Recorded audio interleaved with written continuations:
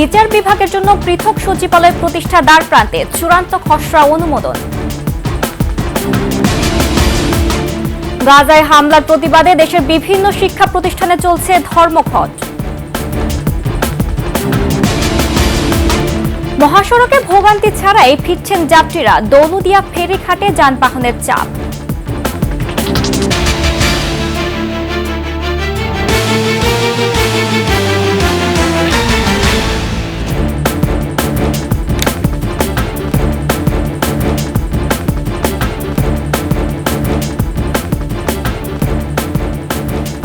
শুনছিলেন সংবাদ শিরোনাম। আমন্ত্রণ ২১শে সংবাদে, সাথে আছি আমি জান্নাতুল বুশরা। দর্শক, ২১শে টেলিভিশনের সংবাদ একসাথে সরাসরি দেখতে পাবেন আমাদের ফেসবুক পেজ www.facebook.com/2124 অনলাইনে। এছাড়া সাবস্ক্রাইব করতে পারেন www.youtube.com/@21 চ্যানেলে। বিচার বিভাগের জন্য পৃথক সচিবালয় প্রতিষ্ঠা দ্বারপ্রান্তে। এরই মধ্যে সুপ্রিম কোর্ট সচিবালয় অধ্যাদেশ ২০২৫-এর খসড়া চূড়ান্ত করেছে আইন মন্ত্রণালয়। এর উপর মতামতও দিয়েছেন সুপ্রিম কোর্ট। এবার অন্তর্বর্তী সরকারের উপদেষ্টা পরিষদে খসড়াটি নীতিগত ও চূড়ান্ত অনুমোদন পাওয়ার পর রাষ্ট্রপতির মাধ্যমে জারি হবে অধ্যাদেশ। অধস্তন আদালতের বিচারকদের চাকরি, নিয়োগ, বাজেট ও নিরাপত্তা নিশ্চিত করবে এই সচিবালয়। বিস্তারিত শাকেরা আরজুর রিপোর্টে। বিচার বিভাগের নিয়ন্ত্রণ হাতে রাখতে সব সরকারের আমলে পৃথক সচিবালয়ের আলোচনা হলেও কাজে তেমন অগ্রগতি হয়নি। ৫ আগস্টের পর পাল্টে যায় দৃশ্যপট। গত বছর ২১ সেপ্টেম্বর সারা দেশের অধস্তন আদালতের বিচারকদের উদ্দেশ্যে দেয়া অভিভাষণে বিচার বিভাগের সচিবালয় নিয়ে জোর দাবি তোলেন প্রধান বিচারপতি নিজেই। এরপর শুরু হয় চিঠি দেওয়ার মাধ্যমে আনুষ্ঠানিকতা। তবে এই সচিবালয় নিয়ন্ত্রণ কার হাতে থাকবে তা নিয়ে নানা সংশয় থাকলেও চূড়ান্ত খসড়ায় জানা যায় নিয়ন্ত্রণ থাকছে প্রধান বিচারপতির হাতে। সরকারের যে কোনো মন্ত্রণালয়, বিভাগ বা দপ্তরের আওতাধীন বা নিয়ন্ত্রণাধীন মুক্ত থাকবে সুপ্রিম কোর্ট সচিবালয়। খসড়ায় অধস্তন আদালতের বিচারকদের নিয়োগ, পদায়ন, বদলি, শৃঙ্খলা ও শর্তাবলী নির্ধারণ করবে সুপ্রিম কোর্ট। সেই সঙ্গে অধস্তন আদালতের বাজেট ও বিচারকদের নিরাপত্তা তত্ত্বাবধান করবে এই সচিবালয়। তবে সংবিধানের ১১৬ অনুচ্ছেদ বহাল রাখা অবস্থায় এটি জারি করা যাবে কিনা তা নিয়ে রয়েছে সংশয়। এই অনুচ্ছেদ অনুযায়ী বিচারকদের কর্মস্থল নির্ধারণ, পদোন্নতি ও ছুটি মঞ্জুরি ও শৃঙ্খলা বিধান রাষ্ট্রপতির ওপর ন্যস্ত। সুপ্রিম কোর্টের সহিত পরামর্শক্রমে রাষ্ট্রপতি কর্তৃক তাহা প্রযুক্ত হইবে। রাষ্ট্রপতি তো পরামর্শ সেই প্রধান বিচারপতির সাথেই করবেন, ফলে এখানে খুব একটা সাংঘর্ষিক পজিশন তৈরি হবে বলে আমার কাছে মনে হয় না। ১১৬ আপাত দৃষ্টিতে অন্তরায়, কিন্তু আমি মনে করি এখন যে খসড়াটা রেডি করা হয়েছে, পৃথক জুডিশিয়াল অ্যাডমিনিস্ট্রেশন যেটাকে বলে বা সচিবালয় নামে যেটাকে আমরা বলছি, সেটা যদি হয় তাহলে এটার সাথে সরাসরি সাংঘর্ষিক হবে না। বিচার বিভাগ পৃথক হোক তা কেউ কেউ চান না বলে মন্তব্য করেছেন বিচার বিভাগ সংস্কার কমিশনের সদস্য মাজদার হোসেন। বিচার বিভাগকে পদলেহী করার জন্য, বিচার বিভাগকে নিজের ইচ্ছা অনুযায়ী চালার জন্য প্রত্যেকটা রাজনৈতিক দলই কাজ করেছে। এরই মধ্যে এই সংক্রান্ত খসড়া চূড়ান্ত করেছে আইন মন্ত্রণালয়, যার উপর মতামত দিয়েছে সুপ্রিম কোর্ট। শাকেরা আরজু, ২১শে টেলিভিশন, ঢাকা। মৃত্যুর মিছিল ফিলিস্তিনের গাজা জুড়ে। তেল আবিবের হামলায় সর্বশেষ প্রাণ গেছে আরও ৫০ জন ফিলিস্তিনির। অস্থায়ী তাঁবু বলতেও কিছুই নেই, আছে কেবল ধ্বংসযজ্ঞ। গাজা স্বাস্থ্য মন্ত্রণালয় বলছে এ পর্যন্ত ৫০,৬৯৫ ফিলিস্তিনি নিহত হয়েছে। এদিকে গাজায় চলমান নৃশংসতার প্রতিবাদে ফিলিস্তিন, বাংলাদেশ সহ বিশ্বের বিভিন্ন দেশে ধর্মঘট হচ্ছে আজ। আফসানা নীলার ডেস্ক রিপোর্ট। নেতানিয়াহু বাহিনীর হামলায় মৃত্যুপুরীতে পরিণত গাজা। আবাসিক ভবনগুলো ধ্বংসস্তূপে পরিণত হলেও থেমে নেই আগ্রাসন। গেল ২৪ ঘণ্টায়ও উপত্যকা টিকতে সর্বাত্মক হামলা চালিয়েছে ইসরায়েলি সেনারা।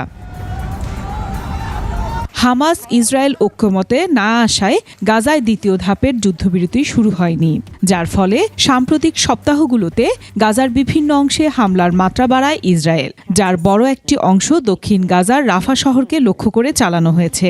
নিশ্চিহ্নের পথে গুরুত্বপূর্ণ শহরটি, ৯০% বাড়ি ধ্বংস হয়েছে।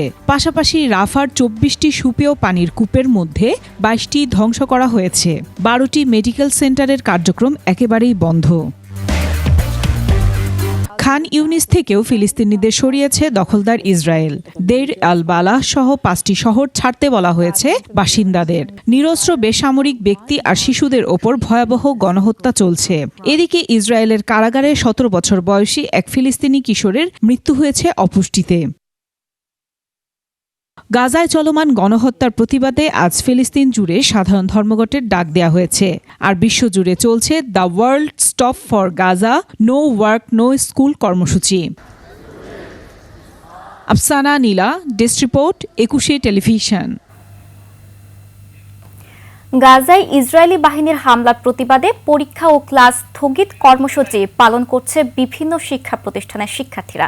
সকাল 9টা থেকে 11টা পর্যন্ত সব ধরনের পরীক্ষা ও ক্লাস স্থগিত কর্মসূচি পালন করছে ঢাকা বিশ্ববিদ্যালয়ের শিক্ষার্থীরা।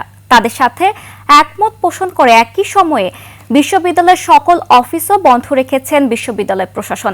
এছাড়াও রাজশাহী, রংপুর সহ দেশের বেশিরভাগ সরকারি বেসরকারি বিশ্ববিদ্যালয়, মেডিকেল ও ডেন্টাল বিশ্ববিদ্যালয় কলেজের শিক্ষার্থীরা নো ওয়ার্ক নো স্কুল কর্মসূচি পালন করছেন।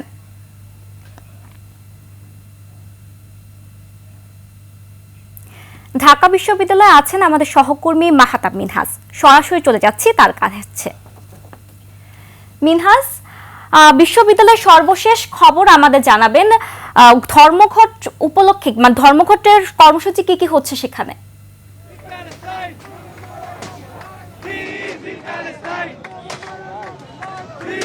ধন্যবাদ বুশরা। আসলে সকাল 9টা থেকে 11টা পর্যন্ত ঢাকা বিশ্ববিদ্যালয়ের শিক্ষার্থী এবং শিক্ষকরা যে ক্লাস বর্জন কর্মসূচি পালন করেছেন সেটির সময়সীমা কিন্তু ইতোমধ্যে শেষ হয়ে গিয়েছে। আমি এই মুহূর্তে রয়েছি ঢাকা বিশ্ববিদ্যালয়ের রাজু ভাস্কর্যের সামনে। আপনারা দেখতে পাচ্ছেন এখানে একটি বড় ধরনের একটি বিক্ষোভ চলছে। আসলে এখানে বাইতুল মোকরম এলাকা থেকে নটরডেম কলেজের শিক্ষার্থী সহ বিভিন্ন কলেজের শিক্ষার্থীরা এখানে এসে জড়ো হয়েছেন এবং তারা প্যালেস্টাইনের উপর ইসরায়েলের যে গণহত্যা এবং যে বর্বরোচিত হামলা আসলে সেটার প্রতিবাদে তারা এখানে আন্দোলন করছেন। এবং আমরা এখানে দেখতে পেয়েছি তাদের সঙ্গে পথচারী থেকে শুরু করে একেবারে সাধারণ জনগণও কিন্তু তাদের সঙ্গে মিশে গিয়েছেন। আমরা অনেককে দেখেছি আসলে তাদের শিশু সন্তান সহ এখানে এসেছেন। আমরা একজনের সঙ্গে একটু কথা বলতে চাই। আপনি এখানে কেন এসেছেন আমাদেরকে?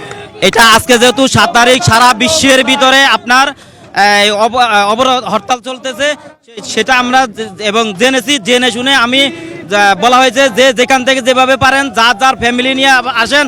আমি আমার পুরো ফ্যামিলি নিয়ে আমি আজকে এই ঢাকা বিশ্ববিদ্যালয়ে উপস্থিত হয়েছি। আমার নন্দীপাড়া থেকে আমি এখানে এসেছি, হেঁটে এসেছি একমাত্র গাজার দোয়া কামনার জন্য আমি আজকে এখানে উপস্থিত হয়েছি। বুশরা, আমরা একজন নারীর সঙ্গে কথা বলতে চাই, তিনিও এখানে এসেছেন। আপনি কেন এসেছেন আসলে একটু বলবেন? আমি এসেছি ফেসবুকে, এগুলা দেখি, ফেসবুকে দেখে আমার কাছে অনেক খারাপ লাগে। ছোট বাচ্চারা তারা তাদের মা বাবাকে হারিয়ে অনেক কান্না করতেছে এবং কি মা বাবা তার সন্তান হারায়, এগুলো দেখে অনেক খারাপ লাগে। তাই জন্য আমরা মুসলমান হয়ে মুসলমানের জন্য এসেছি মিছিল করার জন্য। বুশরা, আপনি যেমনটি শুনেছেন আসলে ঢাকা বিশ্ববিদ্যালয়ের শিক্ষার্থীদের সঙ্গে আমরা কথা বলেছি, শিক্ষকদের সঙ্গে কথা বলেছি।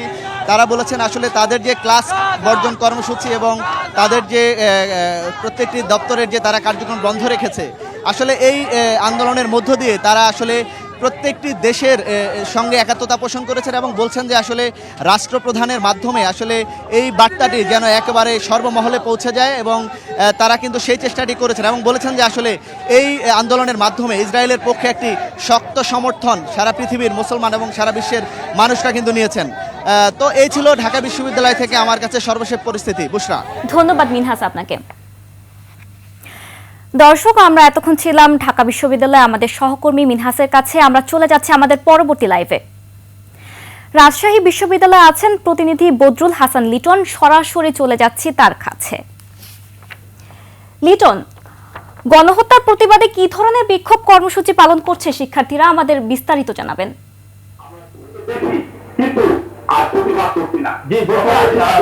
বলছিলেন যে সারা দেশে শিক্ষা প্রতিষ্ঠানের কর্মসূচি ঘোষণা করেছে তার অংশ হিসাবে কিন্তু রাজশাহী বিশ্ববিদ্যালয় গাজাবাসী অথবা ফিলিস্তিনিদের পক্ষে সহিংসতা সংগতি প্রকাশ করে এই সমাবেশ ডেকেছে রাজশাহী বিশ্ববিদ্যালয় কর্তৃপক্ষ। তার অংশ হিসাবে এখানে সমাবেশ ইতিমধ্যে শুরু হয়েছে। এখানে রাজশাহী বিশ্ববিদ্যালয়ের শিক্ষার্থী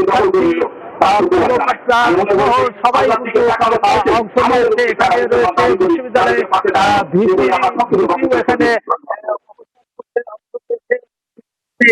তাদের বক্তব্য রয়েছে। আপনারা জানেন যে আজকে প্রথম রাজশাহী বিশ্ববিদ্যালয় কিন্তু খোলা হয়েছে। হ্যাঁ, আজকে প্রথমে রাজশাহী বিশ্ববিদ্যালয় হয়েছে এবং হয়েছে।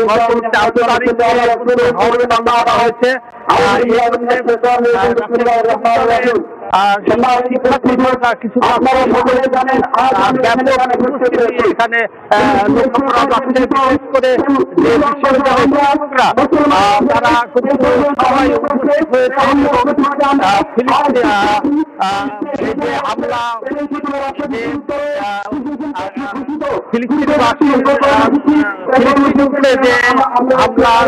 হামলা প্রতিবাদ জানাচ্ছে এবং মানবাধিকার লঙ্ঘন করে যে গাজায় গণহত্যা চালাচ্ছে তার প্রতিবাদ জানাচ্ছে এখানে।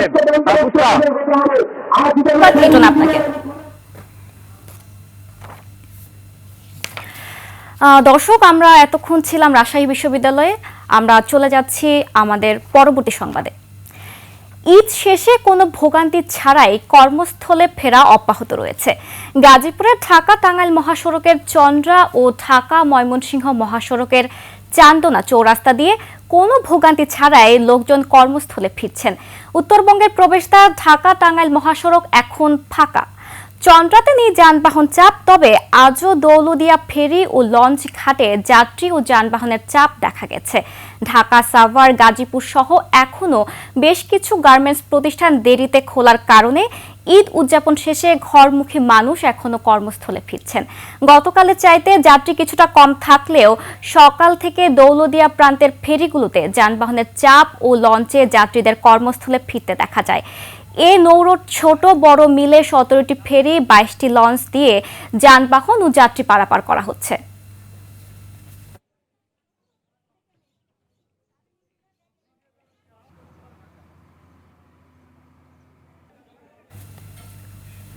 নিচ্ছি সংবাদ বিরতি। যখন ফিরছি তখন অন্যান্য সংবাদের সঙ্গে আরো যা থাকছে।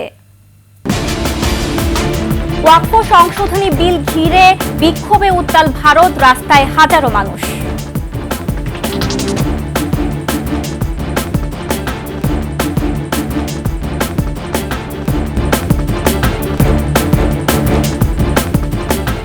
আবারও আমন্ত্রণ 21 সংবাদে। চট্টগ্রাম ওয়াসার সরবরাহ করা পানিতে বেড়েছে লবণাক্ততা। জোয়ারের পানি কর্ণফুলী হয়ে হালদা নদীতে প্রবেশ করায় ওয়াসার পানিতে লবণাক্ততা তৈরি হয়েছে। ফলে নগরবাসীর কাছে সুপেয় পানি সরবরাহে হিমশিম খাচ্ছে কর্তৃপক্ষ। এতে বিভিন্ন এলাকায় দেখা দিয়েছে বিশুদ্ধ পানির সংকট। চট্টগ্রাম থেকে রিপোর্ট করছেন হাসান ফেরদৌস, ক্যামেরায় ছিলেন বিপ্লব মজুমদার। চট্টগ্রামে ওয়াসার পানির দৈনিক চাহিদা 58 কোটি লিটার। 4টি শোধনাগার প্রকল্প থেকে সরবরাহ করা হচ্ছে প্রায় 46 থেকে 47 কোটি লিটার পানি। হালদা নদীতে লবণাক্ততা বেড়ে যাওয়ায় মহড়া পানি শোধনাগার প্রকল্পের উৎস থেকে পানি সংগ্রহ কমিয়েছে কর্তৃপক্ষ। বর্তমানে এই শোধনাগার থেকে দৈনিক 3 কোটি লিটার পানি কম পাচ্ছে ওয়াসা। ফলে নগর জুড়ে তৈরি হয়েছে হাহাকার। নিয়মিত এটা সাফার করতেছি, তার মধ্যে আমরা মাসে মাসে বিল দিচ্ছি, তার মধ্যে আমরা আবার এখন জারের পানি খাচ্ছি। বাইরে থেকে কিনে আনতে হয়, আমাদের অনেক সমস্যা, ক্রাইসিসের মধ্যে পড়ে যেতে হয়, কারণ সবসময় তো আর রান্নাবান্নার জন্য কিনে খাওয়া যায় না। ওয়াসা বলছে বৃষ্টি কম হওয়ায় কাপ্তাই হ্রদ থেকে পানি ছাড়া কমিয়েছে বিদ্যুৎ উন্নয়ন কর্তৃপক্ষ। উজানের পানি কমে যাওয়ায় কর্ণফুলীর জোয়ারের পানি হালদায় প্রবেশ করছে। এতে মহড়া পানি শোধনাগার প্রকল্পে লবণাক্ত পানি পরিশোধন করতে হচ্ছে। হালদা থেকে সংগ্রহ করা প্রতি লিটার পানিতে পাওয়া যাচ্ছে 600 মিলিগ্রাম লবণ, পরিশোধনের পর থাকছে 250 মিলিগ্রাম। পানিতে লবণাক্ততা বেড়ে যাওয়ায় স্বাস্থ্য ঝুঁকি পাচ্ছে বলে জানান চিকিৎসকরা। বিশেষ করে শিশু, বৃদ্ধ, অন্তঃসত্ত্বা নারী, ডায়াবেটিস ও উচ্চ রক্তচাপে আক্রান্ত রোগীদের জন্য লবণাক্ত পানি ক্ষতিকর। ওয়ার্ল্ড হেলথ অর্গানাইজেশন আমাদের একটা রিকমেন্ডেশনস লেভেল ঠিক করে দিয়েছেন আর কি। তো এর চেয়ে যদি বেশি মাত্রাতিত লবণ আমরা যদি কনজিউম করি, তো সেই ক্ষেত্রে স্বাস্থ্যের একটা এফেক্ট হয়। তাহলে ভেরি কেয়ারফুল থাকতে হবে। যাদের হাই প্রেশার আছে, যাদের কিডনি প্রবলেম আছে, যাদের হার্টের প্রবলেম আছে, তাদেরকে ভেরি কেয়ারফুলি এই লবণাক্ত পানি থেকে পরিহার থাকা। হালদার যে পয়েন্ট থেকে ওয়াসার পানি উত্তোলন করে সেখানে লবণাক্ত বেশি হওয়ায় জোয়ারের সময় পানি উত্তোলন বন্ধ রাখা হচ্ছে বলে জানান কর্তৃপক্ষ। সমস্যার সমাধানে স্থায়ী উদ্যোগ নেওয়ার কথাও জানান তারা। আমাদের যে মোহরা ওয়াটার ট্রিটমেন্ট প্ল্যান্টটা, সেটা আপনার কর্ণফুলী এবং হালদার কনফ্লুয়েন্স থেকে 0.5 কিলোমিটার দূরে। তো এটা খুব সহজেই আমাদের ট্রিটমেন্ট প্ল্যান্টের ওখানে চলে আসে। তো যার ফলে আমাদের স্যালাইনিটি, ওই প্ল্যান্টের স্যালাইনিটি বেড়ে যায়। প্রতি বছরই প্রায় মার্চ, এপ্রিল, মে মাসে এইভাবে চলে।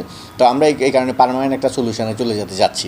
চট্টগ্রাম ওয়াসার বর্তমান আবাসিক গ্রাহক ৭৮,৫৪৪টি, বাণিজ্যিক সংযোগ আছে ৭,৭৬৭টি। প্রায় ১,২০০ কিলোমিটার পাইপলাইনের মাধ্যমে নগরীতে পানি সরবরাহ করলেও প্রতিদিন পানির ঘাটতি থাকছে ১২ থেকে ১৫ কোটি লিটার। হাসান ফেরদৌস, ২১। আর এরই সাথে শেষ করছি ২১ সংবাদ। যাবার আগে সংবাদ শিরোনামগুলো আরো একবার। বিচার বিভাগের জন্য হচ্ছে আলাদা সচিবালয়, বিচারকদের চাকরি নিয়োগ বাজেট নিরাপত্তায় করবে কাজ। গাজায় হামলার প্রতিবাদে দেশের বিভিন্ন শিক্ষা প্রতিষ্ঠানে চলছে ধর্মঘট।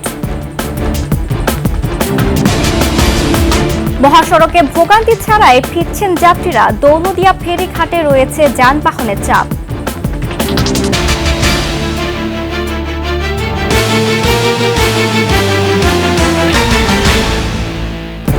সর্বশেষ সংবাদ জানতে ডায়াল করুন 2021 নাম্বারে, আর ভিজিট করুন 21-tv.com ওয়েবসাইটে। ফেসবুকে ভিজিট করতে পারেন www.facebook.com/2124 অনলাইনে। এছাড়া সাবস্ক্রাইব করতে পারেন www.youtube.com/@21etv চ্যানেলে। এতক্ষণ সঙ্গে থাকার জন্য ধন্যবাদ। পরবর্তী সংবাদ দুপুর 2টায় দেখার আমন্ত্রণ রইল। 21-এর সাথেই থাকুন।